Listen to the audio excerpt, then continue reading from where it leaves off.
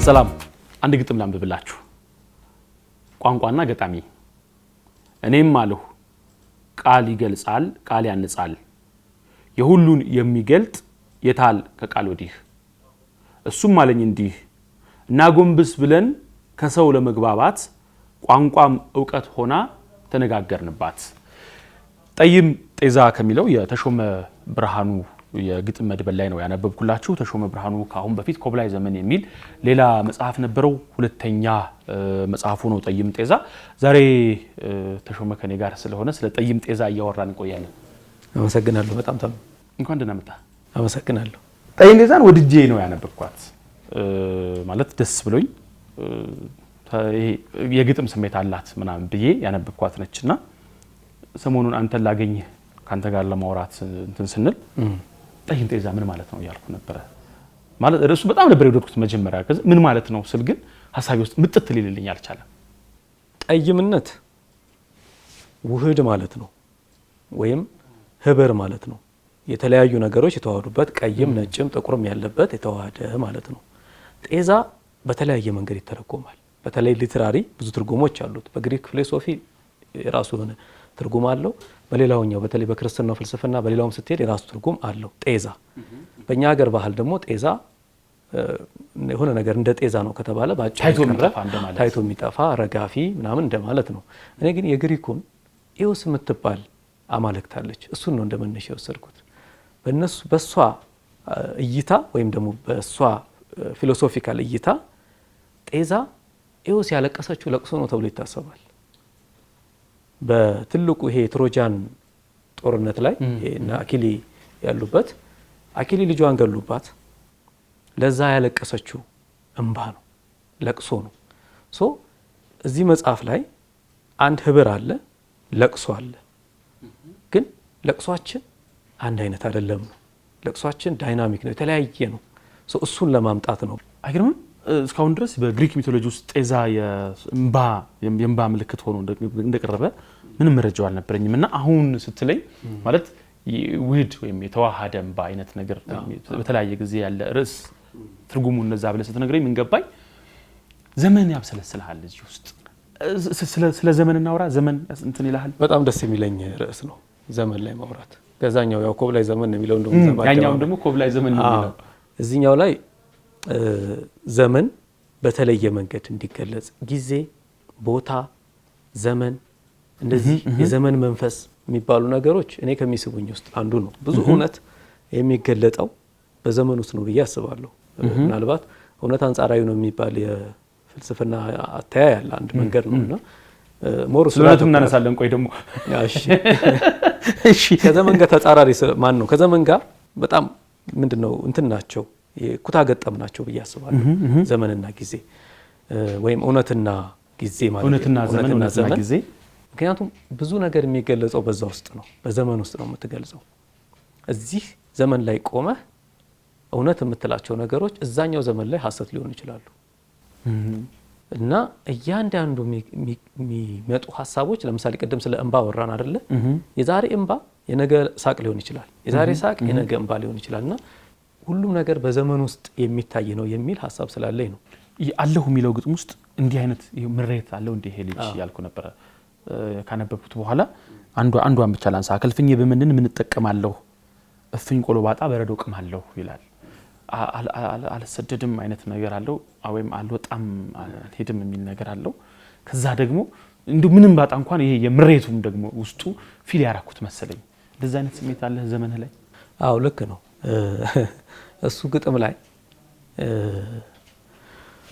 ትናንት ላይ መቆም ነው ከምንም በላይ። በረዶ ቅማለሁ፣ በረዶ በጣም የቀዘቀዘ ነገር ነው። ምንም ተስፋ የሌለው ነው አይደለ? የሆነ ፀሐይ ሊያገኘው ይገባል፣ ሊሞቅ ይገባል፣ ቢያንስ ፈሳሽ ሆኖ ወደ ተለያየ ቦታ ለመንቀሳቀስ። ትናንት ላይ ሆነ ትናንትን እያሰብክ ያ ዘመን ብቻ እያልክ ነገ መራመድ እግርህ መንቀሳቀስ ሲያቅተው የምታደርገው ነገር ነው ማለት ነው። ብዙ ነገሮች እዛ ግጥም ውስጥ ከላይ ጀምረህ ካያቸው ባሉበት የቆሙ ናቸው።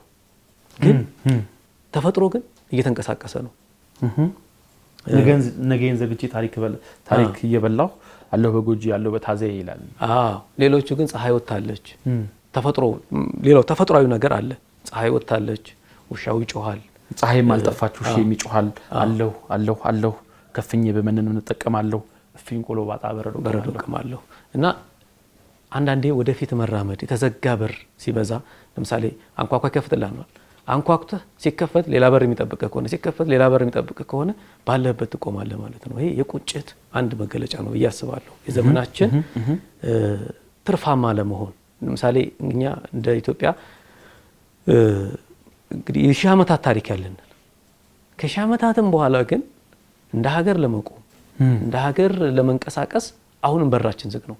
አሁንም ገና እያንኳኳን ነው እና ወደፊት ከመሄድ ይልቅ ወደ ኋላ የመሳብ እንትናችን ዲግሪያችን ከፍ ያለ ነው። ስለዚህ እሱ ታሪክ ላይ አሁን ቁጭት ለማንሳው ታሪክን ማመንጀክ ማለት ነው። ዛሬ እንደውም ደግመህ ታመጣዋለህ። ያን ነው ሐሳብ ደግመህ እዛው ውስጥ ሲመጣ ያዋለሁ ከልፍኝ ምንድነው ዘንድሮ ቢርበኝ አምናን እየገመጥኩ የሚልም ቃል አለው። ከላይ አጽኖት ለመስጠት ነው። አጽኖት ጉዳዩን አጽኖት ለመስጠት ነው። በጣም ጥሩ። አንድ የሰው ምድርን ይዞራል የሚለው ግጥም ላይ እንደው 4 መስመሮችን ነው ማነሳው። ምንድነው መሰለ ያስታውሰኝ ሰውየው በዘመናቸው ካሉበት ቦታ ቲሊሊ የሚባል አካባቢ ነው ያሉት። የትም ሄደው አያውቁም። እንግዲህ ታሪኩን ሰማው ቲሊሊ ነው፣ ግን ይሄንን ስቶሪ በሌላም ቋንቋ አንብቤዋለሁ። ከዛ የሆነ ጊዜ ወደ አዲስ ቀዳም ሄዱ። በጣም ቅርብ ናቸው። ከቲሊሊ አዲስ ቀዳም በጣም ቅርብ ናቸውና አዲስ ቀዳም ሲደርሱ አየግዜር ሀገር ስፋቱ አሉ ማለት ነው። በጣም በቃ ተደንቀውና ሰው ባየው ነገር እጁ ላይ ባለው ነገር ነው ዓለምን የሚመዝነው። ምን ይላል? ሰማይ ክብ ነበር እንደዛ እንደ ቁና ያለ፣ ከተራራው ማዶ እግሩን የተከለ፣ ከታች ገበሬ ከላይ እግዚአብሔር አለ፣ ከዚህ በላይ ዓለም ይኖራል ማን አለ ይላል። ከዚህ በላይ ዓለም ይኖራል ማን አለ ላይ ነኝ ነው የቆምኩት። እንደዚህ ነን ይመስለኛል። ማለት እንደ ዕውቀታችን እንደ ልምዳችን መጠን ነው የምናስበው እና ከዛ በላይ ዓለም ያለ ማይመስለን ብዙ አለ። ለምሳሌ ከዚች ቤት ውጪ ዓለም ያለ ማይመስለው ለአንድ ህፃን ከቤቱ ውጪ ሌላ ዓለም የለው። ከቤቱ ያስወጣሁለትና ግቢውን ያሳየሁለት ግቢ ያውቃል ማለት ነው። አዲስ ዓለም ነው ለሱ፣ አዲስ ዓለም ማሳየት ነውና ይሄ የሰው ልጅን የአስተሳሰብ የዕውቀት መጠን ለማሳየት የት ድረስ ሰው ልጅ እንደሚሄድ ለማሳየት ነው። መጨረሻ ላይ ራሱ ሰው ምድርን ይዞራል ነው አይደል የሚለው። እኛ የምናውቀው ግን ምንድነው ሰው ሳይሆን ምድር ምትዞረው ይዞራል። ራሷ ምድር ነች ምትዞረው አይደል? ሰው ግን አሁን ከመሬትም አልፎ እንግዲህ ጠፈርን መርምሯል። ነገ ደግሞ የሚደርስበትን አታውቀው። ለአሁኑ ዕውቀታችን እስከ ጠፈር ነው። መግቢያችን ላይ ስለ ዘመን እያወራን ነበር።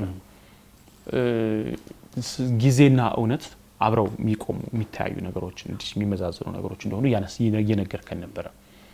አንድ ሌላ ግጥም አለ እውነት ግን ምንድነው የሚለው ግጥም ማለት ነው። በጣም ነባር ጥያቄ ነው። ትጠይቀናለህ አሁንም ምንድነው ያንተ ምላሽ? የመጀመሪያው ጥያቄ የሚባለው ጲላጦስ ነው። እውነትን what is the truth ብሎ የጠየቀበት እውነት ምንድነው ብሎ ኢየሱስ ክርስቶስን የጠየቀበት ነው እና ግጥሙ ላይም ለመጥቀስ ሞክሬያለሁ። ጥያቄ አንድ ነው እንደ ጲላጦስ ነፍስ የሚል ኢየሱስን ባገኝ በአካል በመንፈስ ጥያቄ አንድ ነው እንደ ጲላጦስ ነፍስ፣ ከእንግዲህ በምድር ብትመጣም ባትመጣም እውነት ግን ምንድነው እለው ነበር። በጣም እሱ ነው መነሻው እና እውነት በየዘመኑ ብዙ ጥያቄ ይቀርብበታል። መዓት ጽሁፎችም ተጽፎበታል። እኔም እንደ አንድ ሰው እውነትን መጠየቅ ፈልጋለሁ። ማለት እውነት የምንላቸው ነገሮች በዘመናት ውስጥ ሲለዋወጡ አይተናል። ቢያንስ ፋክት የሚባሉ ነገሮች አሁን እምነት ላይ ሳይቀር ፋክቶች እየተለዋወጡ ነው ያሉት እዚህ ዘመን ላይ። አሁን እኛ ገና እያደገን ያለን ህዝቦች ነን።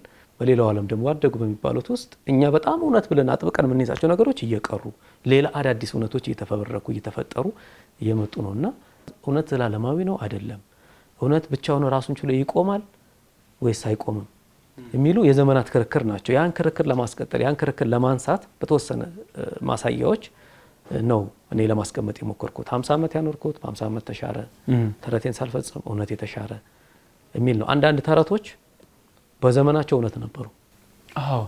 የሆነ ጊዜ እውነት በኋላ ደግሞ ተረት ሆነዋል። አሁን ሚቴዎሎጂ የተባለ አንድ አጠቃላይ ጥናት የሚደረግበት ነገር የሆነ ዘመን ላይ ግን እውነት ተብለው የተሰሩ ናቸው።